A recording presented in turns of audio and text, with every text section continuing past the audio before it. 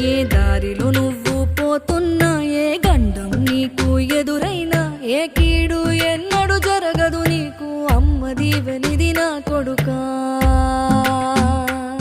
ఈ దిక్కులు నీతో కదిలేను, ఆ చుక్కలి దిష్టి తీసేను, ఏ గాలి ధూళి సోకదు నిన్ను, అమ్మ దీవెనిది నా కొడుకా.